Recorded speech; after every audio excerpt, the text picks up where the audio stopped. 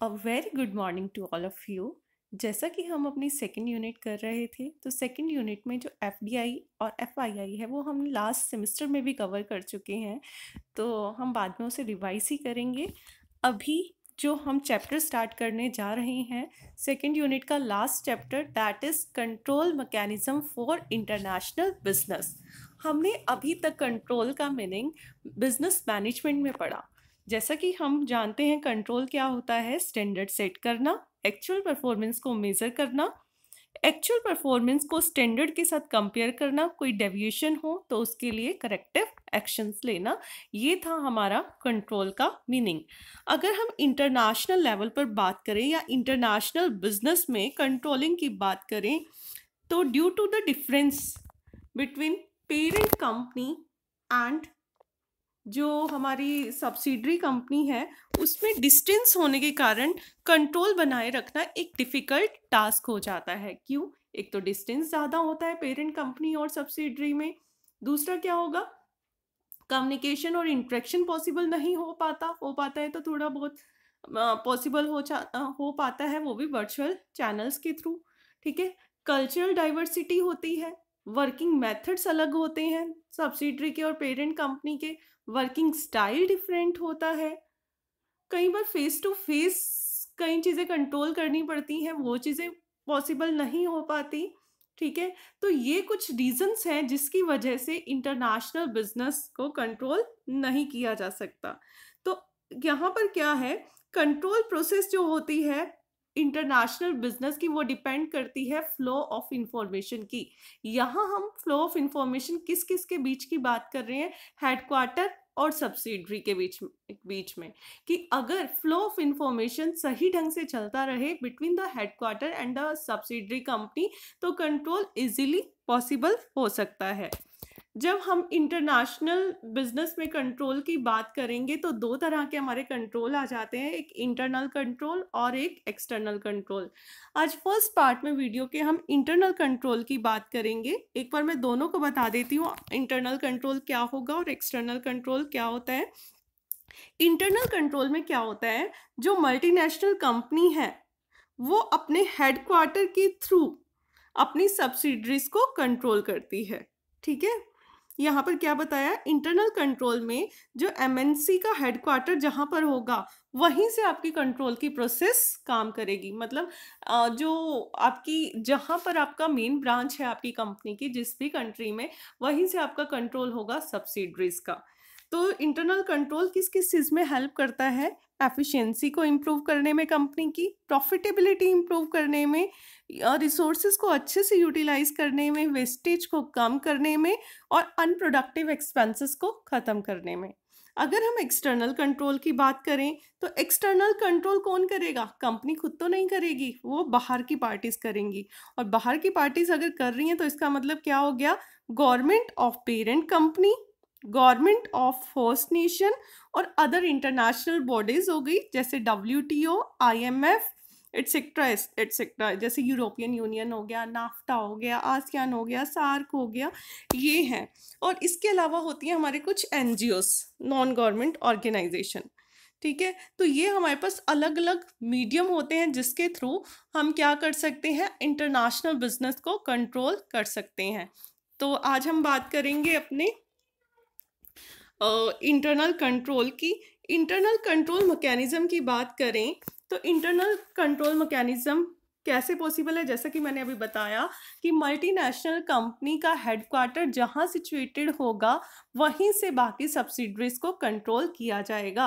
अब कंट्रोल करने के तरीके क्या हैं? फर्स्ट पॉइंट है इंटरनल रिपोर्टिंग। यहाँ पर क्या होगा, सब्सिडरी को टाइम टू टाइम अपनी रिपोर्ट सेंड करनी पड़ेंगी हेडक्वार्टर में। और वो रिपोर्ट किस तरीके की होंगी? जैसे कैश फ्लो स्टेटमेंट कंपनी की, percentage of capacity utilisation, sales volume, growth in sale volume, bad debts कितने हैं कंपनी के, उसकी report, working capital turnover ratio, profitability etcetera. इतना क्लियर? इसके अलावा जो फॉरेन सब्सिडरी होती है, वो क्वार्टरली बेसिस पर फाइनेंशियल स्टेटमेंट्स भी भेजेगी हेडक्वार्टर को। फाइनेंशियल स्टेटमेंट में क्या क्या आ जाता है हमारा? Profit and loss account and balance sheet.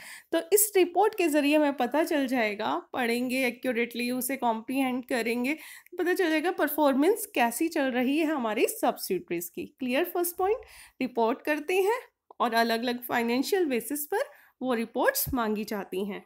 उसके बाद control over performance of manager working in host nation. यहाँ पर क्या करते हैं एमएनसी? यहाँ पर मैनेजर्स की वर्किंग को इवेलुएट करती है पीरियोडिकली। देखिए, जो मैनेजर्स होते हैं अलग अलग नेशंस के, वो अपने नॉर्म्स, अपने ट्रेडिशन, अपनी वैल्यू, अपने कस्टम के अकॉर्डिंग काम करते हैं। तो इसलिए बहुत डिफ़िकल्ट हो जाता है एमएनसी को कंट्रोल बनाए रखना मैनेजर्स पर अलग अलग नेशन के। तो इसके लिए एक टर्म यूज़ हो रही है, ध्यान रखना, ये 2 मार्क्स में भी क्वेश्चन पूछा जाता है। कंपनीज क्या करती हैं, अलग अलग कल्चर को फेस ना करना पड़े, एक कॉमन कॉरपोरेट कल्चर डेवलप करती हैं कंट्रीज में। Common corporate culture. अब कॉमन कॉरपोरेट कल्चर क्या होगा? एक जैसे जॉब नॉर्म्स बनाना, एक जैसी वैल्यूज़ को फॉलो करना, एक जैसे कस्टम, एक जैसा ड्रेसिंग स्टाइल, एक जैसा टाइमिंग ऑफ वर्क, एक जैसा manner of conducting meeting, method of socialising, body language etcetera. ठीक है?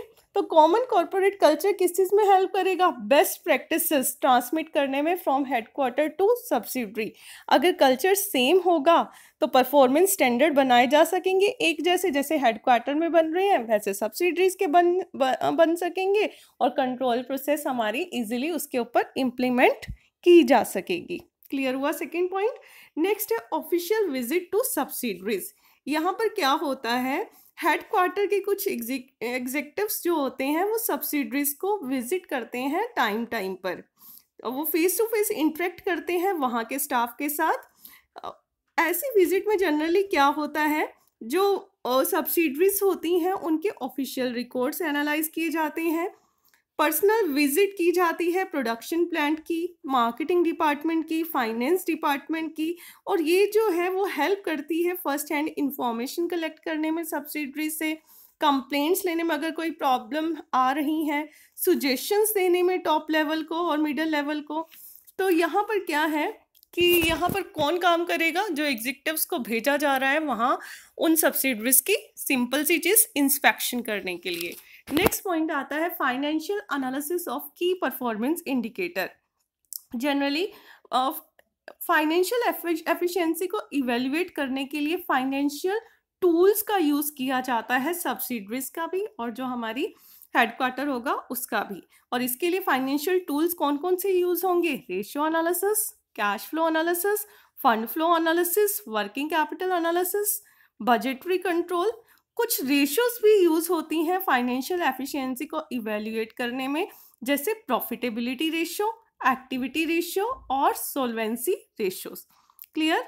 नेक्स्ट पॉइंट जो है operational efficiency indicator.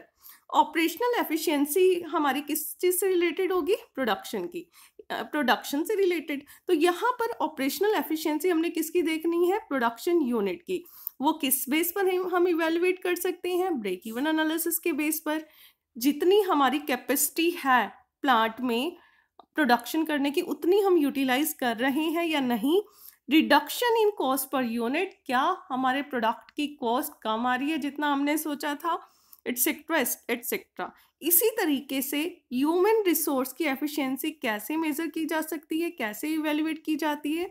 With the help of employ productivity index. ठीक है, पहला point.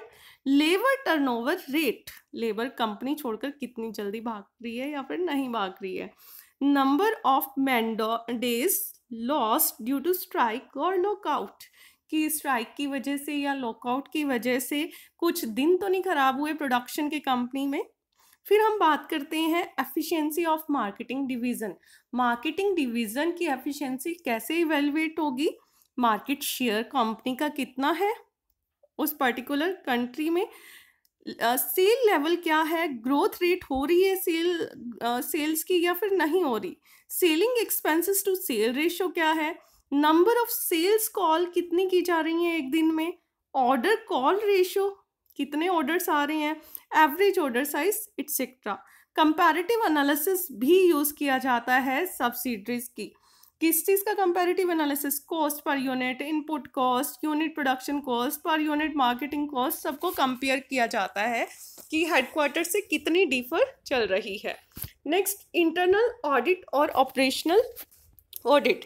Internal audit is an important technique of control. क्यों internal जो audit है वो इम्पॉर्टेंट है?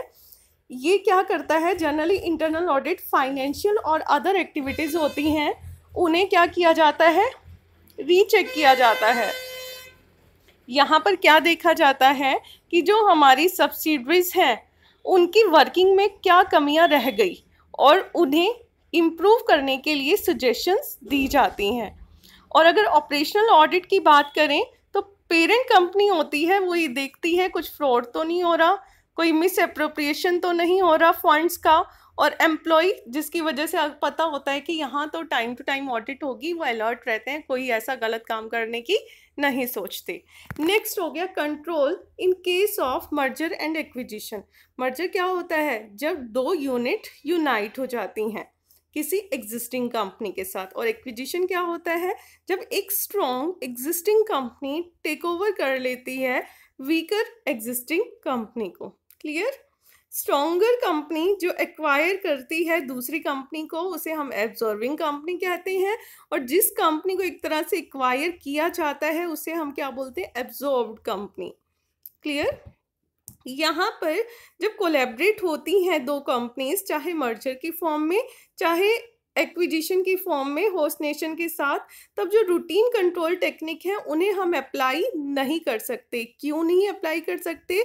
क्योंकि जो दो कंपनीज मर्ज हुई हैं या जिनका क्या हुआ है, एक्विजिशन हुआ है, उनका कल्चर अलग होगा, काम करने का तरीका अलग होगा, रिपोर्ट्स बनाने का तरीका अलग होगा, तो यहाँ पर क्या होगा, वर्किंग स्टाइल अलग होगा। तो क्या करना होगा, एक तरह का तरीका कंपनी अप्लाई नहीं कर सकती कंट्रोल के लिए।